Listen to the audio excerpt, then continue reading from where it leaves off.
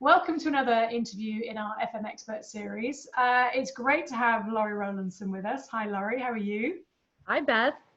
Fantastic. Lorri is joining us from Toronto, and she's the Senior Vice President of BGIS, who are a global facilities management company.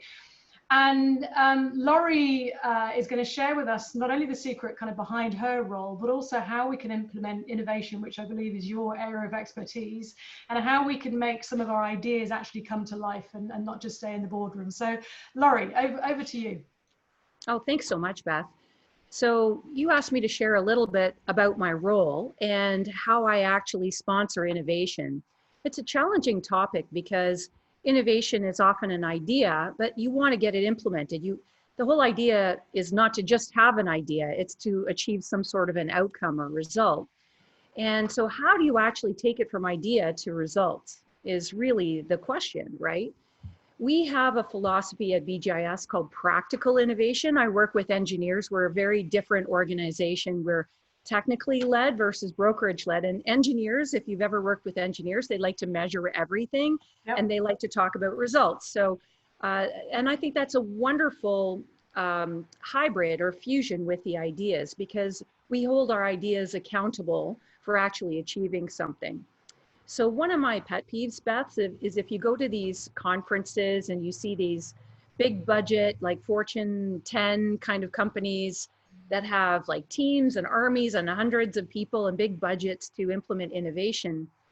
And the rest of us normals don't have that luxury, right? It's usually sometimes done off the corner of somebody's desk, or it's done off to the side. The question is really, how do you get those results? How do you take it from idea to implementation? Yeah.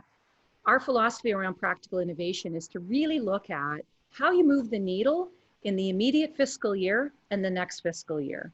Because most of our clients aren't going to buy and spend a lot of capital on an idea that's a couple of years out. They want immediate results, and that makes sense. Yeah. So we help them build a roadmap with immediate quick hits that lead up to a bigger result that takes steps that way. So you get some immediate benefit. At the end of the day, a CFO has got to sign off on every business case, whether it's innovative or not. And don't forget, innovation is competing with a lot of capital dollars and some pretty pragmatic basic things. And these days we're talking about risk management and reinforcing the resilience of our portfolio. So you're always trying to balance those two things. So always looking at quick hit successes. I think the other thing that is important is looking at how you matrix into the organization.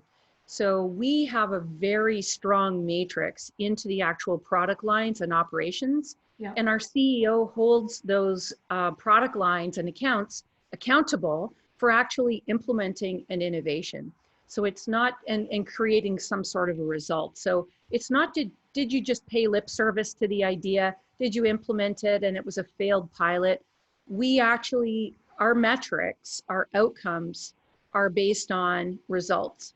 So when he holds each country accountable for the results of each innovation, he's looking for those outcomes. Yeah. Because until the innovations drive some sort of an outcome, they're just an idea or proof of concept that hasn't yet matured. So those are kind of the secrets of how we actually implement quick steps and matrix into the operation and focus on results and outcomes, measured outcomes. And I like the term practical innovation, because I think that is exactly the point. I think it's not about blue sky thinking and stuff that's out there. It's got to be stuff that's tangible and practical that can be applied and can work. And like you say, the quick wins is a way of getting buy-in, isn't it?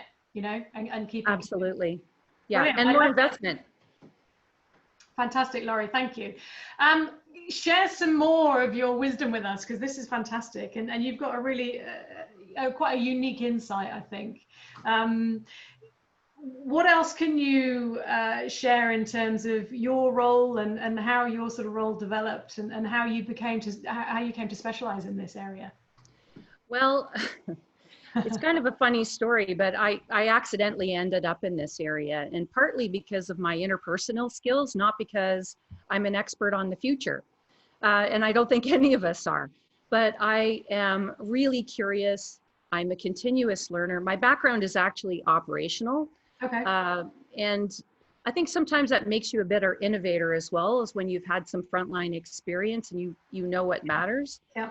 And I also contextualize innovation in solving some sort of a problem or creating some sort of an outcome. So there's like so many shiny objects of solutions and so much, like there's a prop tech solution for everything out there.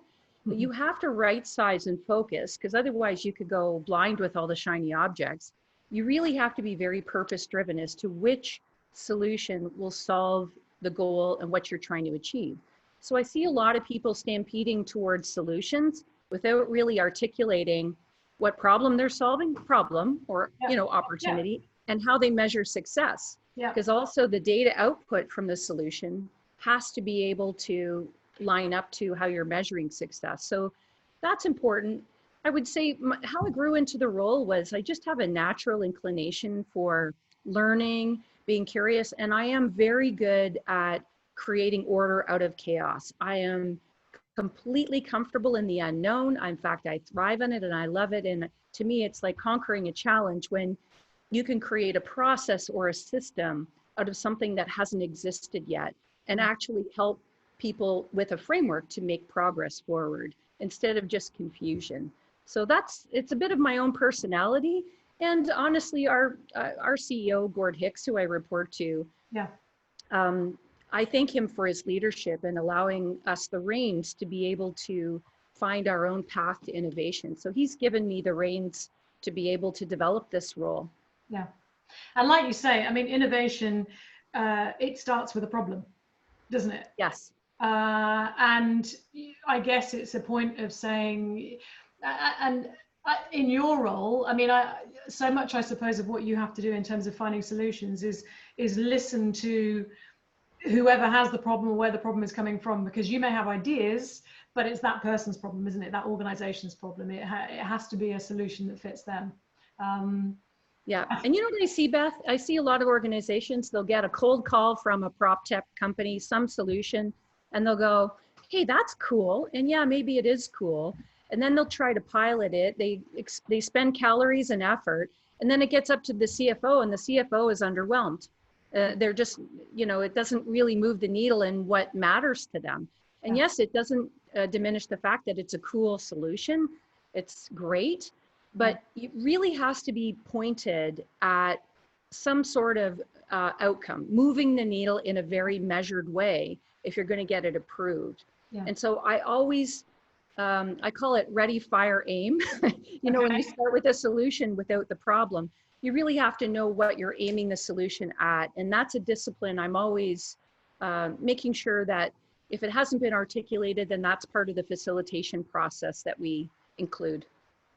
And what I think is also interesting is you're across 30,000 locations globally as an organization. So do you find the attitude and approach and the openness to innovation different in different countries? Have you experienced, can you share any intel on that? It has to be. Yeah. It has to be based on the unique character and culture of each geography. Yeah. And the clients that you have in those geographies. So the process is a framework that I call it same recipe, different cake, if you know what I mean, just to use a baking analogy. The process or the framework might be the same or similar, but the outcome is different. And you have to allow that flexibility so that you can accommodate and resonate with the needs of the clients in each geography. Yeah. And in terms of, somebody watching thinking, okay, this is something I'd like to find a bit more about. This is something I'd like to get a bit more involved in. Are there any particular resources, albeit whether it's a YouTube video go to or a TED talk, or is there something you can kind of point people towards that you found useful that we could learn from? Yeah, there's all kinds of resources. It's actually one of the reasons why I propped up my own website with my resource library. I get asked all the time, do you know any books? Do you know any TED Talks, things like that? Yep. So I actually just started keeping a parking lot of recommended resources available, and I share them openly and freely on LinkedIn. There's no charge for any of that. Yeah. So that I can syndicate it. I'm really just trying to help further our profession, make it recognized as a destination for talent, and help people be better. It's a small industry, and I know, there's competitors and things like that, but I'm really firstly loyal to our profession. I think it's a wonderful profession to be in. It's exciting. It's getting more exciting. I think it's the most exciting time to be in facilities management because of how it's evolving and growing. So anytime I can catch the attention and help prop up our industry and the great professionals in it, that's what I'm really looking to do. So just be a continuous learner is my best advice, in whatever form of learning works for you, whether it's video or reading or attending events, but just be a voracious learner because there's so much change coming at us. Yeah, and I echo everything you've just said. And I think so many people I have on training courses say, oh, but the organization aren't spending money on training and we haven't got the budget for this. There is, like you say, a multitude of resources online, free. You've just got to have the appetite to find it, haven't you? Yes, exactly. And what I try to do is be pointed, and it crosses over into some personal development as well as, more technical information about our industry, because I think people are a package of the two things.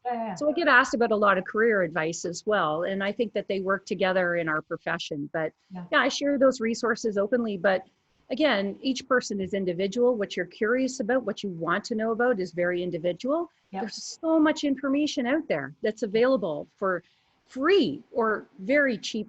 So just go learn more about something that you're interested. Just go further down the rabbit hole is my best advice. Exactly. Like Alice. We may never come out again. That's the problem. we might not. We might be in the Matrix. Lorri, listen, I'm conscious of time, but thank you so much. Your insight is invaluable, and I think people will find that really useful. So thank you very much. Thank you. It's been a pleasure speaking to you. Oh, thank you for asking me to be a guest, and thank you for the great service that you do for our profession. And I'm looking forward to sharing your videos. Brilliant. Thank you so much.